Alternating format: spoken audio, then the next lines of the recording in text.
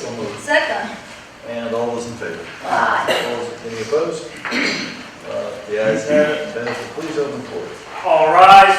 The Dallas County Commissioners Court is now open for the October 2012 session. The Honorable Judge Jenkins presiding. Please remain standing for the invocation. And our invitation will be given by a guest of Commissioner Cantrell's. Judge and Commissioners, it's my privilege today to introduce Pastor Clayton Coates. He is the senior pastor of Grace Point Church in Capel. It was formerly the First Baptist Church of Capel for 116 years, and they recently went through a name change. Prior to serving in Capel, Pastor Coates led the single adult ministry at Saddleback Valley Community Church in Lake Forest, California, which included over 13,000 single adults in the greater Los Angeles area. And prior to that, he was pastor at Field Road Baptist Church in Arlington, Texas.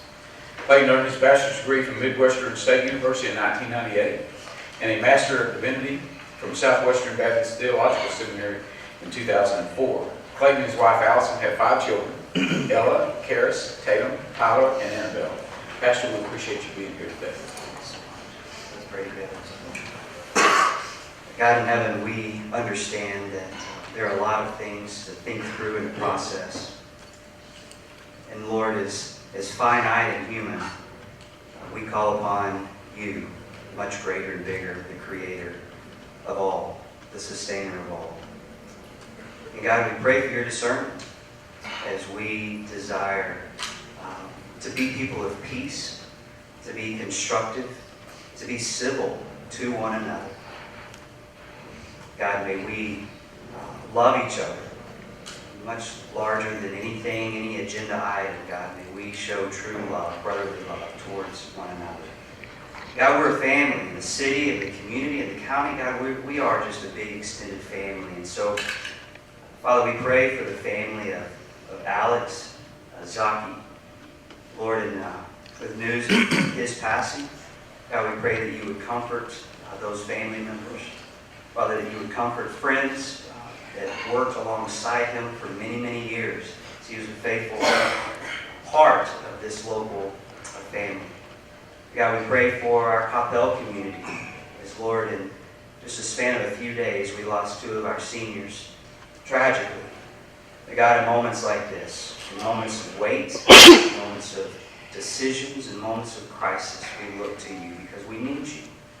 So Lord, even today, we invite you in this place. God, may your Spirit dwell.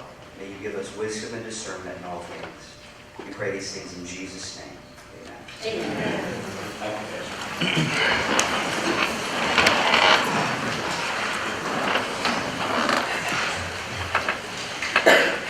Welcome to this meeting of the Dallas County Commissioners Court. Our session today will be comprised of 5 sections. The resolutions will move to a formal agenda, then recess for the court's informal work session, also known as our briefing session. We'll then listen to registered speakers. Some of those registered speakers may go in the middle of the briefing today as they're on an item.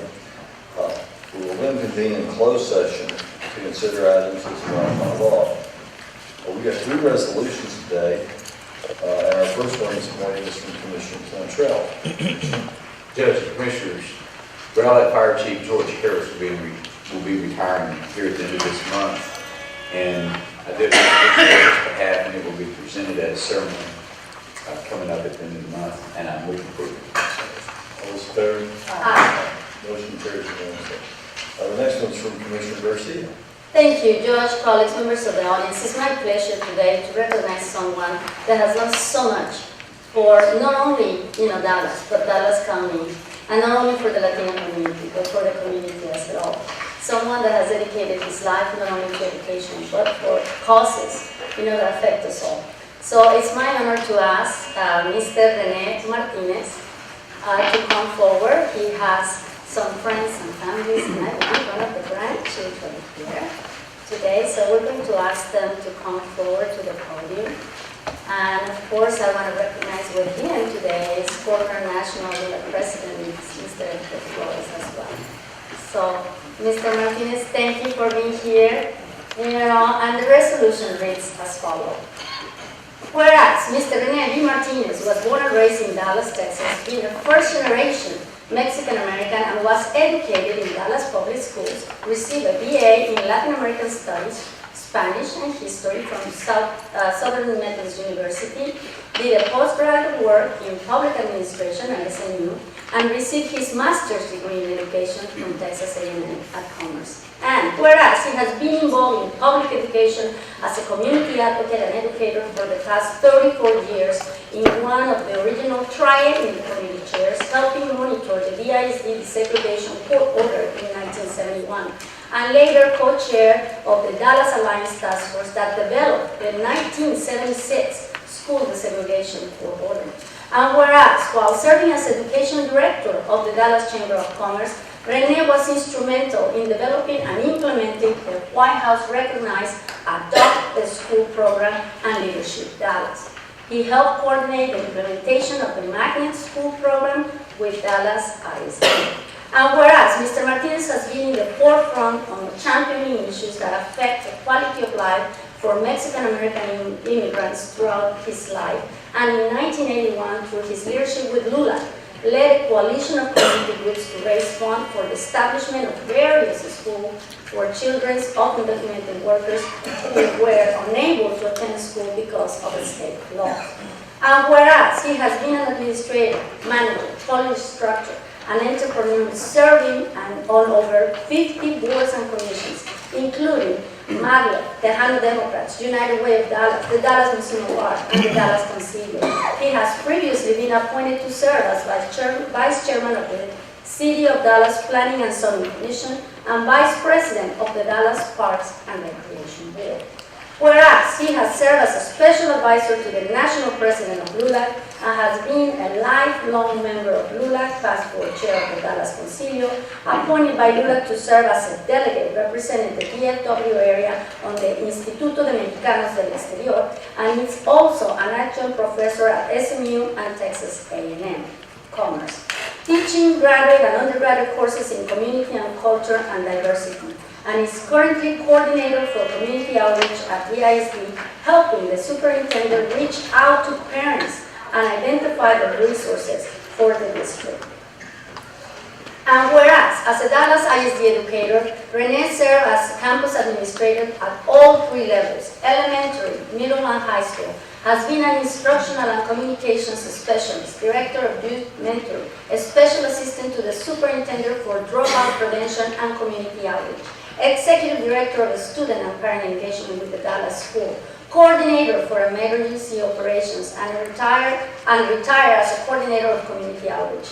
Established parent academies engaging over 10,000 parents, the majority of whom were Mexican immigrants, learning how to navigate the public school system and help bring the Parent Institute for Quality Education to Dallas, and was given the Compadre Award by the National Hispanic Heritage Foundation, and received the Nuestra Gente Award from the United Way of Dallas, and Telemundo as a Community Volunteer of the Year for 2004, and presented the 10th Annual Equal Justice Award given by the Legal Aid of North Texas. And whereas he's married to Beatriz Alba and they have 4 sons and 5 grandchildren.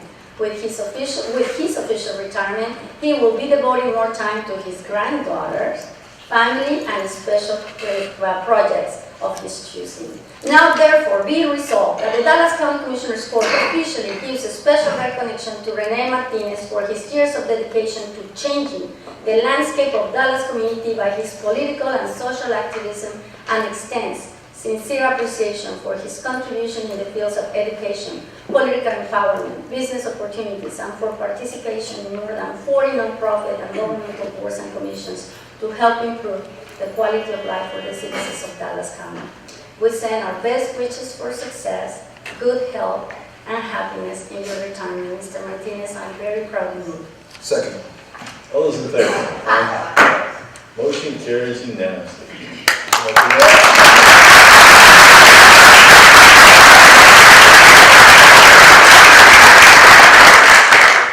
want to thank the members of the Commissioners Board, Superintendent Bryce, David Jenkins, everyone else, and of course, the beloved Commissioner, Dr. Elva Garcia. I have members of my family here present, my two sons, my brother-in-law, my daughter-in-law, sister-in-law, and my wife, Beatrice, and granddaughter.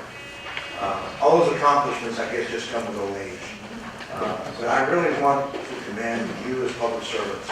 I think the job that you do as commissioner, court members, county judge, has to be praised and honored, because providing public service and being public servants is probably the best gift that any of us can give to our community. I pledge to you that I will continue to be involved. I will continue to be a volunteer, a teacher, a mentor, and involved in issues of civil rights in our community. Thank you once again, Dr. Garcia. Thank you, Mr. Martinez.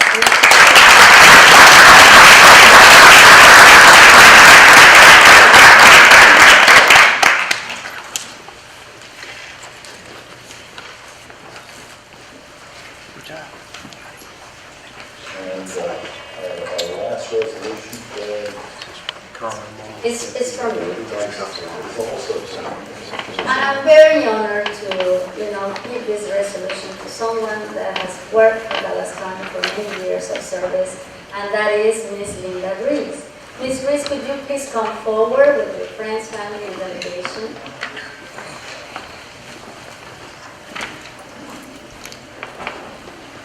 Thank you for being here. And the resolution reads as follows. Whereas the Dallas County Commissioners Court takes a special notice when an individual has given long and faithful service to Dallas County.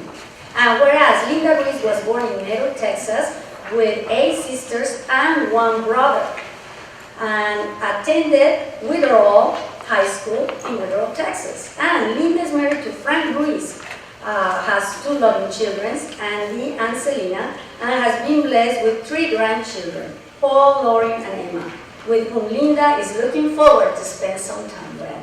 And whereas, when away from work, Linda enjoys decorating crafts, gambling, and making jewelry, and all collection gift baskets. That's pretty. Her parents always taught her to work hard in order to achieve her goals in life. And whereas Linda began her Dallas County career on September 12, 1994 in the Dallas County Pre-Trial Release Department as part-time player, later transitioned into a full-time employee and currently serves as a warrant collector in Dallas County Clerk Collections Division. And whereas the County Clerk Collections Department set a goal of $200,000 in warrant collections, and during the first quarter of 2012 alone, Linda blew this goal out of the water by single-handedly collecting $426,019.99. And whereas Linda is the recipient of the Collector of the Year Award, of course, for 2006 and 2012 from the Governmental Collector Associations of Texas. And whereas Linda has served Dallas County continuously and diligently for over 18 years. So now therefore, it be resolved that the Dallas County Commissioners Court officially does her recognize and extend sincere appreciation to Linda Reese for 18 years of faithful service and further express best wishes on her retirement. And I so much. Thank you, Ms. Reese. Any in favor? Aye. Motion carries. Thanks. Thank you. My name is Linda Reese, and like Mr. Renee Martin said, it's old age and hard work. I thank Dallas County, for the opportunity. I work in the collections department as a warrant collector. And all it takes is a lot of hard work and dedication. And I thank everyone for the opportunity. Thank you. Thank you so much. Certainly appears that you do that. If you made that in 1 quarter, what you said for a year to go, that's incredible. Great job. Everybody in Dallas County got a letter from me. Is that right? Well, I just thankful I didn't. But great job. Great job. Mr. Warren, do you want to say something? Good morning, Judge Commissioners. It's really hard to lose employees like Linda. Of course, I wish she would stay for another 18 years because last year our collections division collected over $12 million.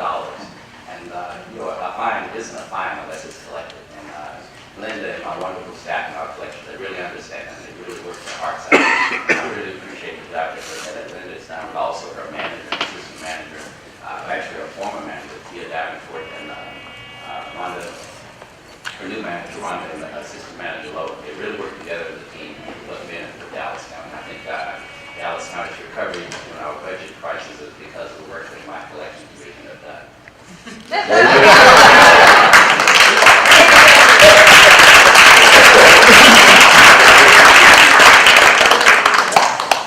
Well, thank you, Mr. Warren, thank you, Ms. Ruiz, and congratulations to both. Thank you, Jeff. Great job. Gotta take credit. I thought you had to take credit. You gotta take credit. That $70 million that John Ames collected, don't mean anything. Yeah. We worked together earlier. No pressure, no pressure at all. Touchdown, Mr. Warren, touchdown. I said that doesn't compare to the 12 million that I sacrificed. We delivered what didn't belong to you in the beginning and sacrificed what belongs to you. I love this, I love it. Chicken on the hog. Okay, thanks. We'll not consider item 8 our consent agenda. So moved.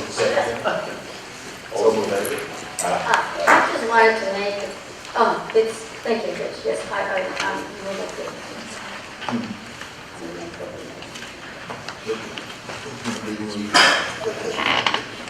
And before we go on to the next thing, a couple of things. The seats that were reserved for families that were here for the resolutions are now open. If you want to sit down, you're welcome to do so. All right, next we will consider item 9, that's our bids and additional bids. Second. All those in favor? I just wanted to make a comment here, Judge, if you allow me this. Ms. Pippin School with Elections Department on the EE01, there's a subcontractor, that is minority subcontractor. That's right, we're in election time. Good morning. Good morning. Pertaining to the contractor, we did within election or to provide us with information pertaining to Okay, so at this time, we're still waiting. you're still waiting. Yes. Okay. Well, I mean, I understand that it's a special contract, but I would like to have that information as soon as you can. Yes, ma'am. This has always been a different contract. Last year we had two individuals. This year, unfortunately, we had one. As you said, it doesn't obfuscate the need for. It's a contract that we need to have, but nevertheless, minority participation is extremely important. It is. I think purchasing is going to have to say, again, do we have each year on the same contract? Do we have, is there another, in terms of supply out there? There's never more than a couple of bidders. We only had the two. Last year was actually the briefing that came to the court about the second one concerned with their ability to actually perform the work. Exactly. So I think at some point in time, we got to say one or two things. Is this a specialty contract? Is it what's the deal on it? We'll take a look at elections after they finish up this year and see what their ongoing need for these areas are going to be. Obviously, they like to replace them, a group of them every few years because of the wear and tear on them. Okay. Thank you. Thank you, colleagues. Thank you. Did we have a motion and a second on the board yet? Yes. She said, comment. All right, any further discussion on the motion and the orders? Any further discussion here? Now I'll call the question. All those in favor? We already. Very voted on. Yeah, she just asked the question afterwards. No problem. All right. That was 10 through 34? No, we haven't done the report. That was. Oh, I'm sorry, that was that. I'm sorry, that was the bid. Busy multitasking. Now we'll consider quarters 10 through 34. Is there a motion on the court order? Second. Any discussion on these court orders? No? Somebody is voting no on number 31.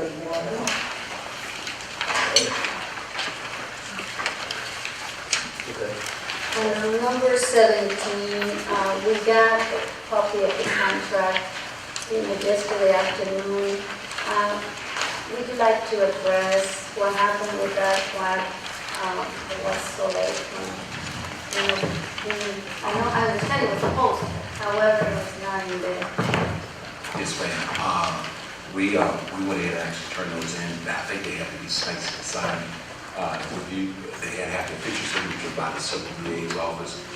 And I think they got the signature, and I think they turned them in to the Commissioner's Court. They certainly will basically research, I guess, what the delay was caused for, try to make sure they get it. We will try to do our best to make sure they get turned in on time. Yes, ma'am. And it's a regular contract, but, sometimes it's, Yes, ma'am. Yes, ma'am. We I don't understand. mind reading it at 2 o'clock in the morning, but I would rather have it I understand. Yes, ma'am. before that.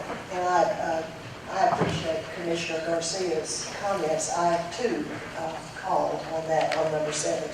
And I think it's very important that we don't just put an amount expenditure, but we delineate and are more specific about how many employees and some specifics about it. Yes, ma'am. That was. You got that information to me yesterday afternoon. Yes, ma'am. And I was very satisfied when I got it, but I shouldn't have to call on specificity and something like that. Just $835,000 is not enough for me to vote on something. If I'm not mistaken, I think the breakout was actually in the brief. It was not in the brief, or at least not in the one I got. Yes, That's what I called. Yes, ma'am.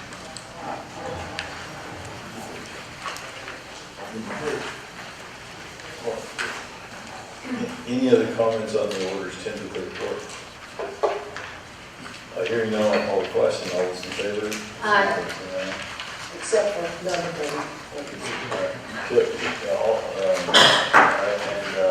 Show 5 votes for everything with the exception of 31, with Commissioner Dickey voting yes. All right. Of course, now we can do the public session and recess for brief session of items to be considered for a subsequent session. Mr. Martin, please take for a briefing session.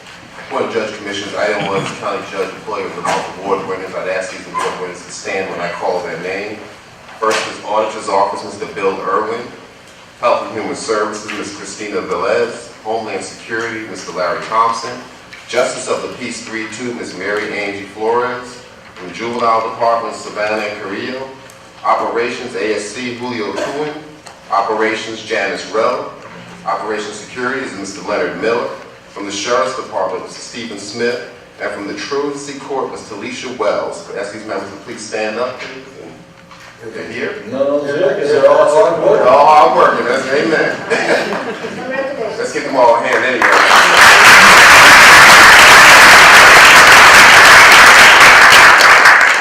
According to SHADE, we've got one more month for Employee of the Month award winners. I encourage department heads to submit names before we choose a winner for the year.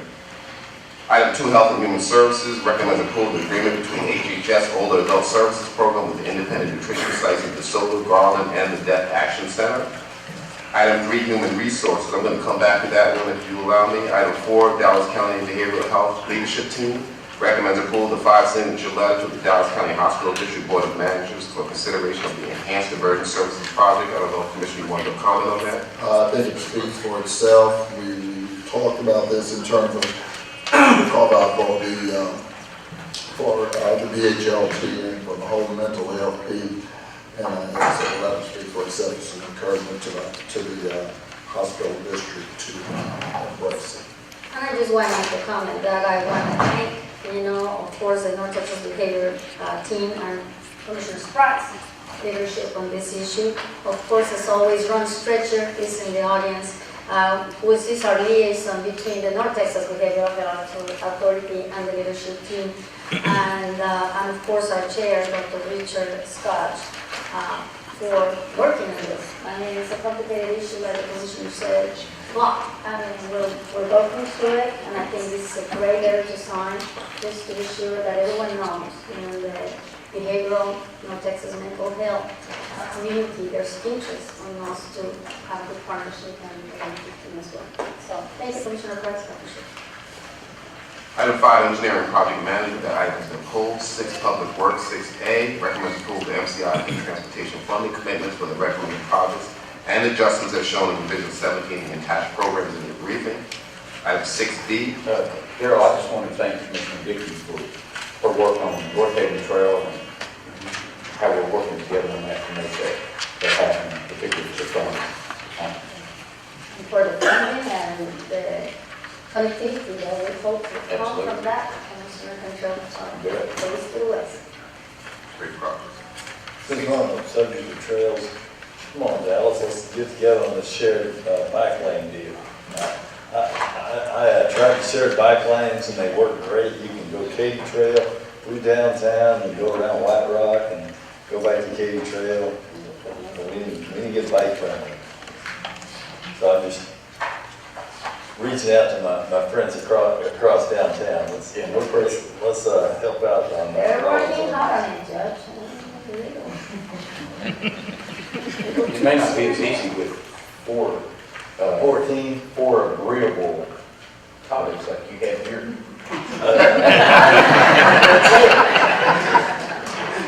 Not agreeable, 4 visionary colleagues. Visionary. So we're not agreeable. That's good. Item 6B, recommends approval of the district boundary description design work for NCIP Project 501BL. Item 7, human resource civil service, recommends approval of the DART annual pass program, pay the upfront cost for the program to be reimbursed by employee participants for calendar year 2013. Item 8, purchasing. 8A, recommends cancellation of the prior RFP for mainframe migration solution and authorizing revised RFP for mainframe migration solution for Dallas County. Item 8B, recommends proceeding to step 2 of the evaluation process for the RFP for fleet tracking global positioning systems with the 10 highest ranked firms listed in your briefing. Item 8C, recommends proceeding to final contract negotiation with the 2 highest rated firms listed in your briefing for the RFP for residential, mechanical, and weatherization services. And item 8D, recommends proceeding to lease negotiations with the firms listed in your briefing for the RFP for the lease of cafeteria and snack bar concession operations. Item 9, planning and development. 9A, recommends participation in the Maple Mockingbird TIF district by providing 55% of its increment based on the terms outlined in your briefing. And I want to congratulate Mr. Rosberg for all the work that he's been doing with all the tiers. You know, I think this is a great idea. It's close to what has been the most successful TIF in the history of Dallas, which is Daytona. So I think it's a great opportunity for all of us. So, thank you, Mr. Rosberg, and to you, understand. Very well. Item 9B, recommends a 10-year 75% abatement on real business personal property tax for the construction of a regional distribution center in Wilmer for Ace Hardware. Item 10, budget. 10A, you have your conference travel training request. 10B, recommends approval of the DDA initiative for Judge Ellis by the deletion of the chief clerk and recommends allocating a portion of the savings to Judge Ellis' DDA account. Item 10C, recommends approval of a reimbursement to TechStock to cover total ineligible costs incurred by the STEP grant for Dallas County. Item 10D, recommends approval of proposed HR civil service reorganization and referral to civil service for review and proper classification. 10E, that quarter is on your formal agenda. Mr. Brown, you have anything before I go back to 3? Item 3, human resources, recommend approval of the domestic partners proposal as outlined in your briefing. And Judge, you do have a number of speakers on this item. I don't know if you want Maddie to walk through it before you do that, or we're ready to go through the speakers. Maddie, will you take us through it first?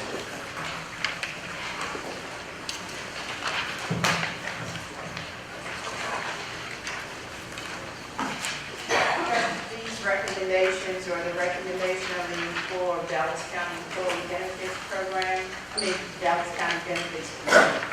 Basically what this program will do is that domestic partners, employees who have domestic partners, and we have a definition included in the proposal, Dallas County would allocate a subsidy to those employees, and the subsidy would be comparable to the monies that are allocated to other employees in Dallas County who cover their dependents, whether those dependents are spouses and or children.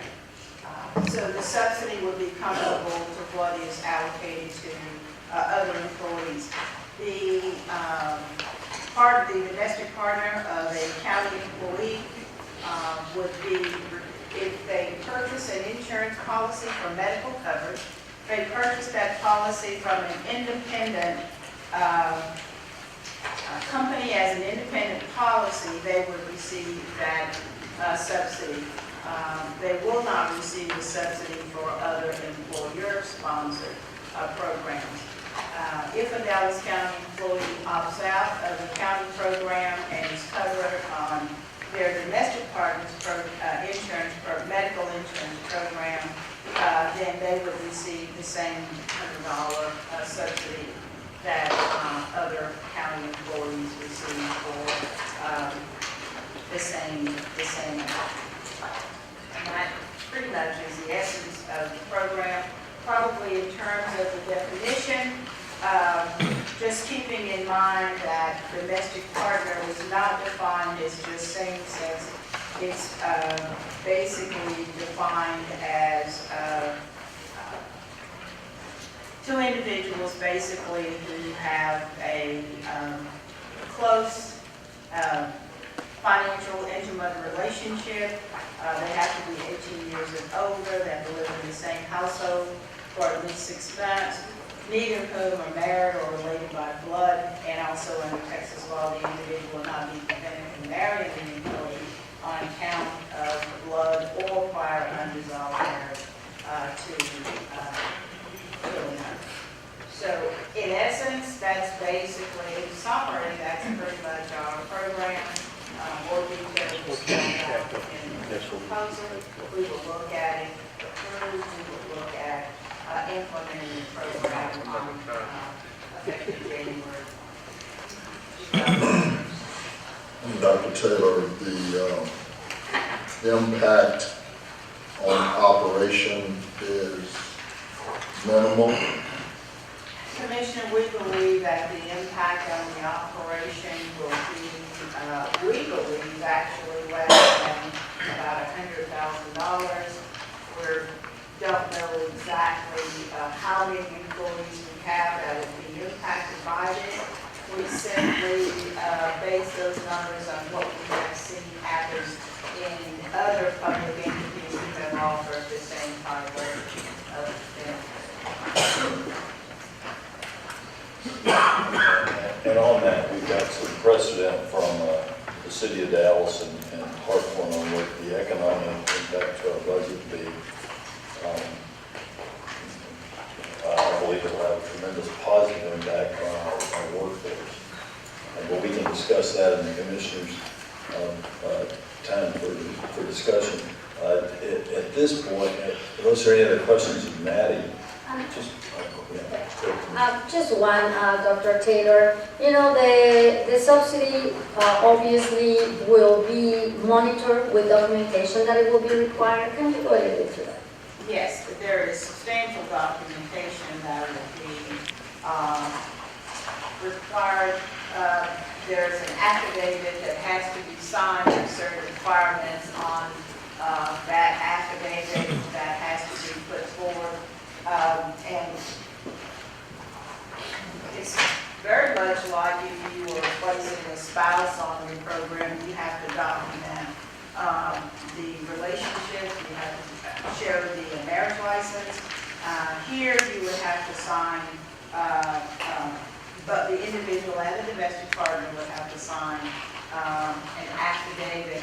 And like I said, there's also certain documents you also have to present, such as proof of the same residency for at least 6 months, naming or listing both partners, such thing as a joint deed, a mortgage agreement, or an apartment lease, or proof of a joint checking account or saving account that provides the basic account is open, utility bills, credit account for at least 6 months.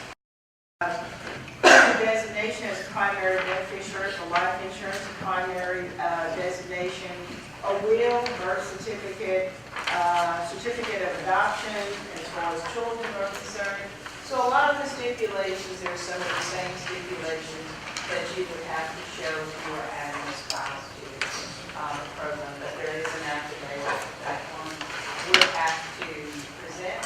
And also on a quarterly basis, you would have to document that the policy is and has been continuously in effect. Thank you, Dr. Taylor. But we're not requiring that there's any more honors on this particular sector than on any of the rest of our employees, correct? We believe it to be the same. Identical. Spouses have to,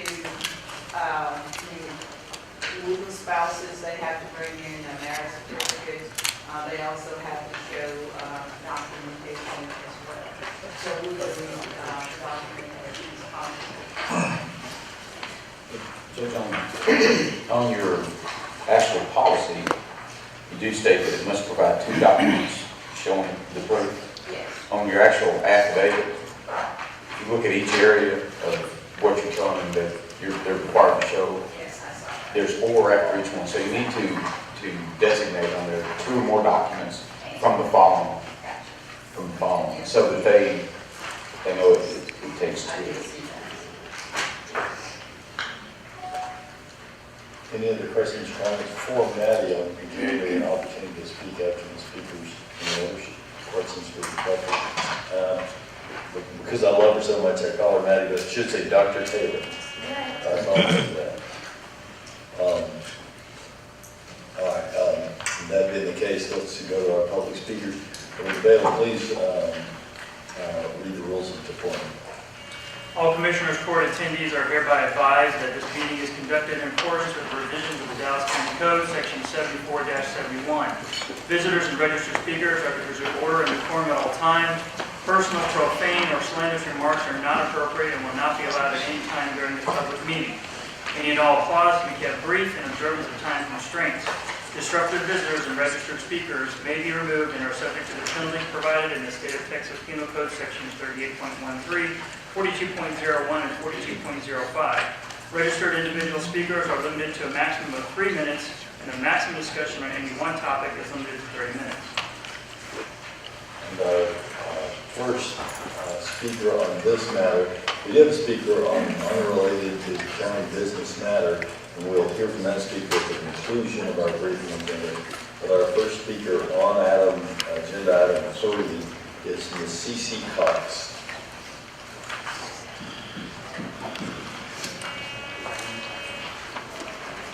Hi, Ms. Cox. Good morning. And if you would, as you begin, please state your name and your address.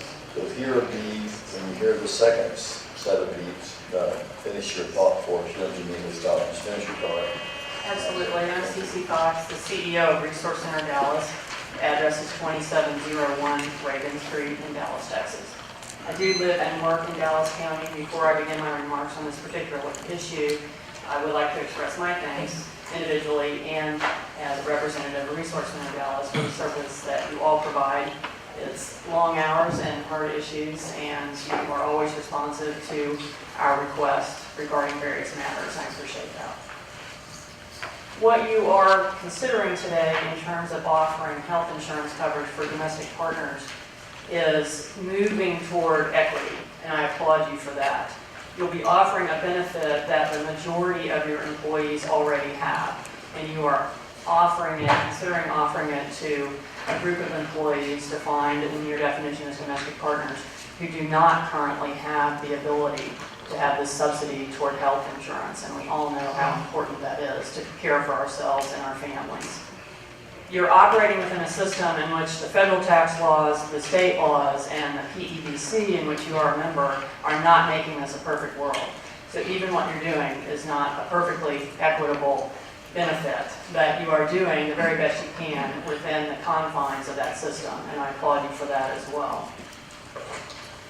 You don't have to be the first to do something to lead, and you're not the first entity, government entity or corporate sector entity to do something like this, that is offering benefits for LGBT individuals as well as same-sex partners. But leadership does require that you understand when things within your system can be better, and when you strive to make those things better. And that is what you're doing to make an equitable workplace, to make Dallas County an attractive and competitive place for employees to come locate and work. And you are also then creating a workplace in which your employees don't have to be worried about equity or health care, and they can be productive. So they can just get to work. And ultimately, I believe what you're here for all the things you do is to better serve the citizens of Dallas County. And this will lead you along that way. I have lived in the county for 28 years. When I moved here, I thought I'd be here about a year. But what you're considering today is really part of a long progression of what has happened in our area over the last 28 years that I've been here that have made this the most compelling place in the country to live. I'm here by choice, and it's because our city and our county and the entities around here, the Fortune 500 companies, are on a trend and have been for quite a while of being more inclusive and equitable for not only lesbian, gay, bisexual, and transgender individuals, but the entire workplace. And that is something that I am very proud to be living in a place and working in a place that is doing that. So I request that you do adopt and implement this recommendation that you have before you, and it will ultimately serve those that work for you as well as those that are considering coming to this area. In the spirit of you being maybe not agreeable, but visionary, this would be compatible with that. Thank you.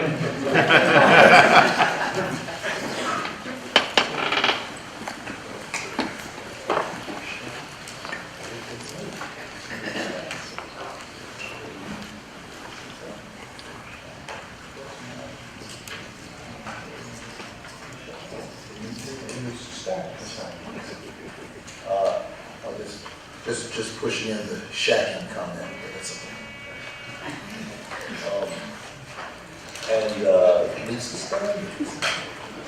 And our next speaker is Mr. Omar Morales. Morning, Omar. Same situation. Please state your name and your address. Omar Narvaez, 9309 Lindbrook Drive, Dallas, Texas, 75238. Good morning, and thank you for having us here. Again, I want to applaud you all. A little over a year ago, we became the first and only county in the entire state of Texas to have a fully inclusive non-discrimination policy. So what I want to talk today about is adding domestic partner benefits, because that brings us closer to equality here within the county. By doing that, we would be the first county to have a fully inclusive non-discrimination employee policy and domestic partner benefits.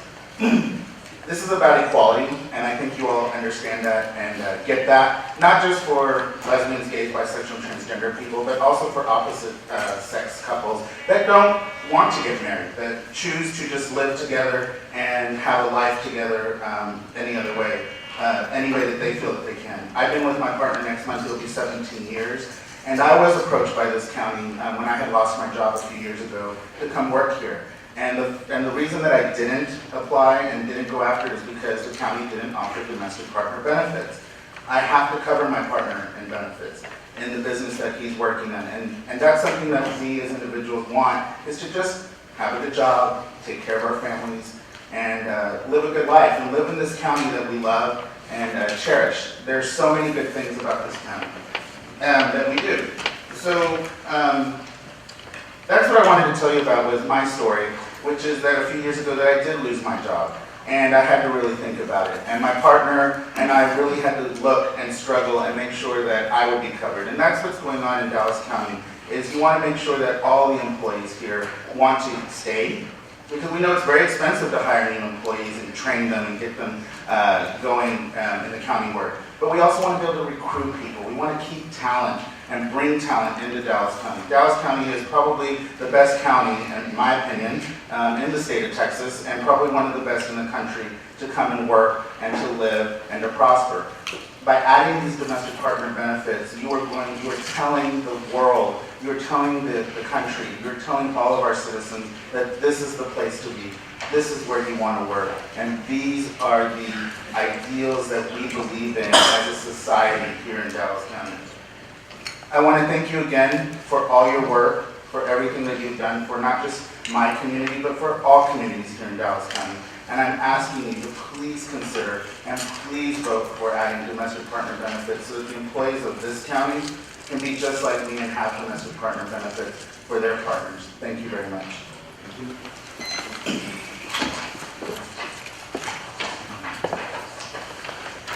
Our next speaker is Mr. Travis Gaspar.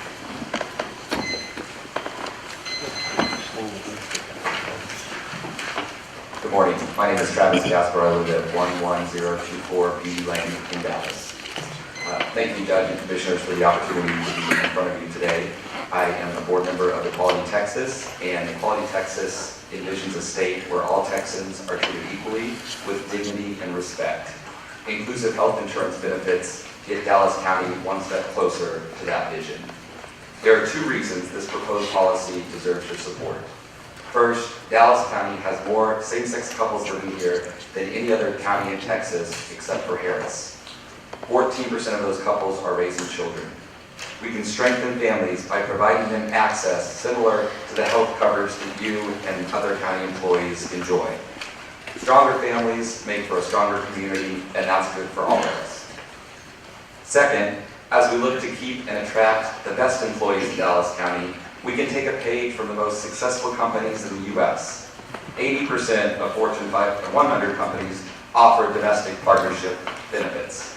That list includes such Texas companies as JCPenney, Dr. Pepper Snapple, and Texas Instruments, who are right here in our own backyard. Like these companies, we know that when the county hires new employees, you're looking to see whether or not they're qualified for the job.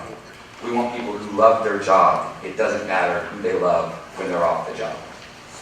If you, like me, believe that hard work deserves to be rewarded fairly, and that no one should be denied equal benefits for equal work, I urge you to support health insurance coverage for domestic partners. Thank you. Thank you. And our last speaker today is Ms. C.D. Kerwin.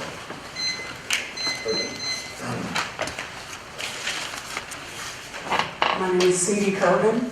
My address is 8712 Woodfield Court, Dallas, Texas, 75249. I'm with the organization Get Equal Texas. And I want to thank the Commission for the opportunity to speak on this today. We can move in a direction that increases polarization, or you can decide today to send a message of compassion, that all families matter. The value add of domestic benefits cannot be measured in dollars, but in the lives enriched by options to care for your family when needed. For to be free is not merely to cast off one's chains, but to live in a way that respects and enhances the freedom of others. That's Nelson Mandela.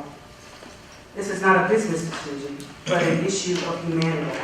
We can no longer act in ways that we are unaware of discrimination's crippling effect on the lives of LGBT people.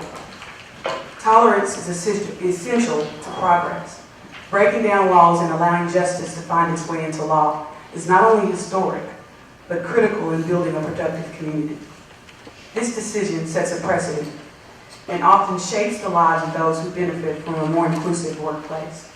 My hope is that the court votes in favor of adding domestic partner benefits, making access to health care available to all families. This financial commitment will allow our city to continue to build on the divides that have allowed LGBT people to fall through the cracks. And you will join an estimated 150 to 200 municipalities and 24 state governments nationwide in offering policies or benefits to LGBT families. Thank you for your commitment to our community. Thank you. And that concludes our public speakers. Are there any comments from commissioners on this briefing? Judge, I do have a statement that I'd like to read to the record. Through PEBC, Dallas County is able to provide various benefits to employees and their families through our co-op program, which limits partner eligibility to a legally recognized couple. From a legal standpoint, the federal government and the state of Texas do not recognize domestic partnerships. Counties, as an arm of the state government and as an elected official, my duties are bound to conforming to legislation that dictates and defines what determines a legal union. The state and federal law are clear on the definition of marriage between a man and a woman. I will vote to uphold that law with regards to domestic partner benefits. Providing domestic partner benefits has been put forth as an issue for equality in the workplace, but it is very difficult to achieve that, and Cecily hit on that. Because of the Defense of Marriage Act in 1996, federal law and the IRS does not recognize domestic partnerships. This legislation puts a greater tax burden on the employee and their partner because employers are required to report and withhold taxes on the value of the employer-provided health coverage. If domestic partners choose this health benefit, then it will reduce the take-home income for the county employee. This stands as an indirect contradiction of the equal pay for equal work standard that Dallas County holds, because they are not afforded the same pre-tax benefits as legally married spouses. It's difficult to agree with the equality argument regarding domestic partner benefits if the results would be an additional tax liability on the employee. To offset the increase in taxes, many organizations have done what's called gross up, the salary of employees to counter their loss in pay. If Dallas County were to offer this as a solution at a future point, which I believe the county will be moved to after this passes, how would employees with legal marriages react to this reallocation of funds that provides more funds to the employee without a legal marriage? Additional expense would also be directed towards administrative duties that are increased to monitor and implement domestic partnership benefits and their tax liabilities to the IRS. It is also important to address that due to DOMA, Domestic Defense of Marriage Act, protection laws such as COBRA and HIPAA offer domestic partnerships no protection. Domestic partners are also not considered spouses under FMLA for legal purposes. With this perspective in mind, how can an argument be made that offering domestic partner benefits to Dallas County employees creates a more competitive workforce? Let's define this new definition of competitive domestic partnership benefits.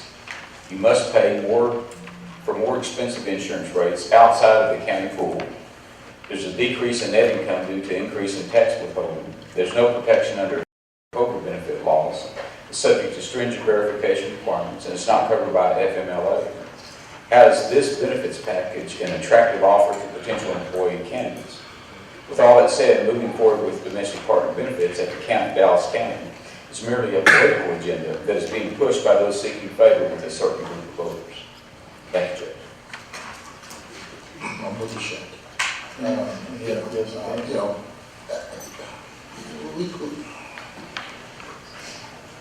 And so, Commissioner, I guess what you're saying, if Dr. Taylor and I, in terms of our affection, decided that we wanted to cohabitate, that we would not be entitled to the same benefits as other employees in Dallas County. Well, Commissioner, what I'm saying is, the state of Texas determines that law on what is considered a union. And us being an arm of the state, I certainly don't believe that counties have the authority. Everything we do is by statute or constitution. I believe that counties do not have that legal authority to do that. And that's why we voted against that. Because that definition is made at the state level. And when you have the federal government and the state that do not recognize that. I'm not for certain how we as a county, an arm of state government, can do that. Any other comment? Go ahead. But we don't have an opinion to say that it is legal. Correct. I mean, it will take, once this is implemented, then it will take the challenge.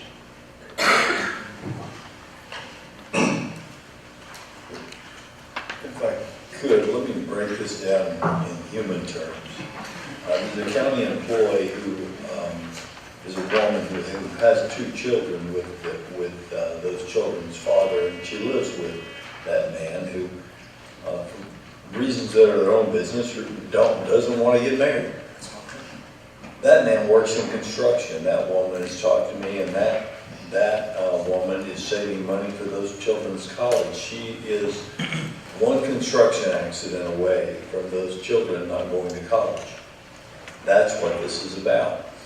We have another county employee who very much wants to cover their partner of 17 years who has a serious medical condition and is disabled from working. That's what this is about. This isn't about currying favor. It's not about making a constitutional challenge to the Defense of Marriage Act.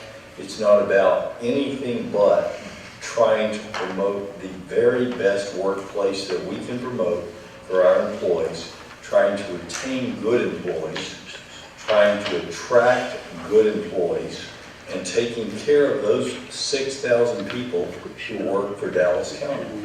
That's all this is about. And it's also, I don't believe it's a political agenda. I think every single speaker used two words that we all use. It's about fairness, equality, that's for sure. And then it's about competitiveness. When we look at some of the 2007, not even 2010, 2007 Hewitt Associates survey, 54% of the survey firms offer domestic partner benefits. 2008, Human Rights Campaign Fund survey found that 9,274 employers offer domestic partner benefits. And of that number, 8,653 were in the private sector. Companies and, I believe Ms. Cox mentioned that Fortune 500 companies, 270 of them offer domestic partner benefits. And hey, there's no big news here. We have a lot of them here in Dallas County. And guys, we are competing against them. For me, this is not about politics, this is not about government, this is about fairness and competitiveness.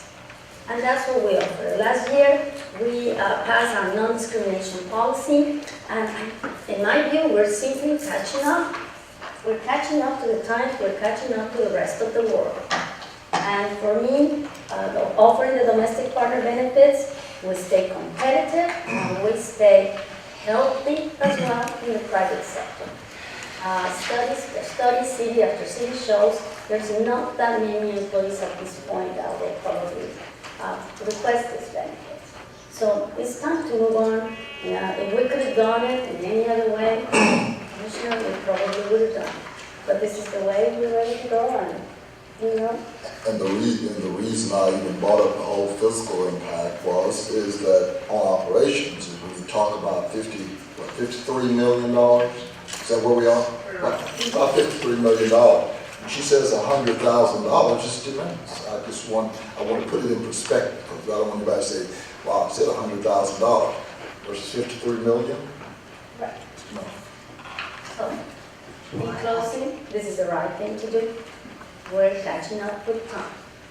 And I want to thank everybody who took the time to be here today to speak about this important issue. It's not only about same-sex couples, we also have cohabitation partners. So it's fair all around. Thank you. Thank you. And I believe that this is a poorly thought out policy, because we're putting the cart before the horse. Dallas County does not exist in a vacuum. We are, in fact, an arm of part of the continuum of state, local, and federal government.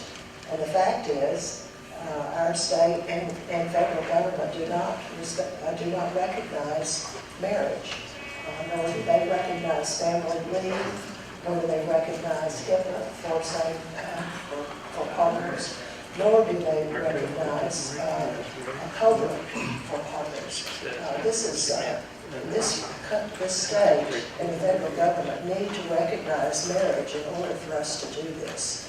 And I think that we are circumventing the law by passing a policy which is contrary to the Defense of Marriage Act.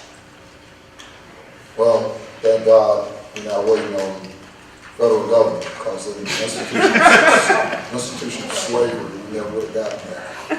And so, you have to... Commissioner, he's had 4 years.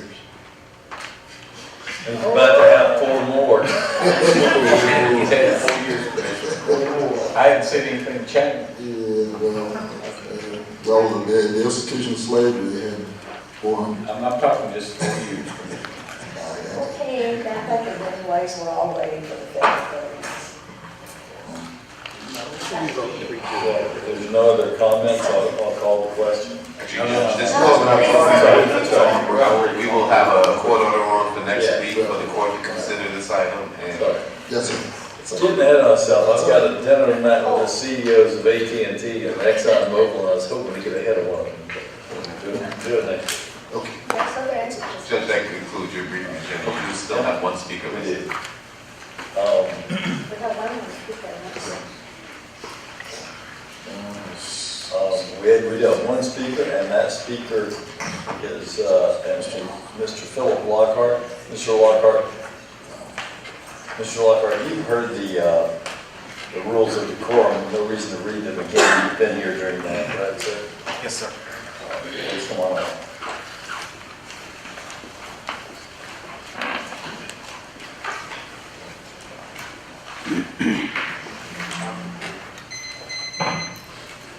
My name is Phil Lockhart, and I just be 1004 Long Meadow Lane, Southern Texas. I'm having a problem with getting some information from the county. Can you speak a little louder, please? Appreciate it. Okay. I put a request back in July 25th, 2012 to Dallas County Clerk for a public information request that's supposed to be in the public records. And it's been like 2 months, but once I went back to John Long's office and I did speak with her, and she did help me out. She called me back 2 days later, which is very prompt, and told me that my information was available. So when I requested for the drawing notes of some public officials and district clerks, and I received all my information except one person. And I contacted the state is sending me back to the county. They said, Mr. Lockhart, you're right. The information is supposed to be in the Dallas County records. I said, I'm looking in the records and I can't find in the records, and I contacted Dallas County and they can't. And no one seems to be able to help me with the records. And now I'm getting a runaround, so I'm trying to get some bond information on a public official, and I need some type of direction. I'm like going back into a full circle. Is this public information? You know this is public information. Yes, ma'am. And what office is this from that you are not receiving, that's not being responsive to you? Well, actually, I spoke with Dallas County Clerk. Where is this information reposed in the county clerk's office? Yes, it's supposed to be in the county clerk's office, but it's not there. And I'm trying to make sure that it's there, but if it's not, you got a public official not in compliance. And my whole case is pending on it. I know that I requested in February a copy of the county checks for that month, and he also refused to comply with that, and the county treasurer was kind enough to give me the checks that I could see, so I shared his copy with you. Well, they gave me every bond and every oath. I received every bond and every oath except one bond, and I'm trying to find out if the bond is fine. Could we look at I can get with Mr. Lockhart, we'll get the names and we'll follow up with Mr. Lockhart and the clerk's office.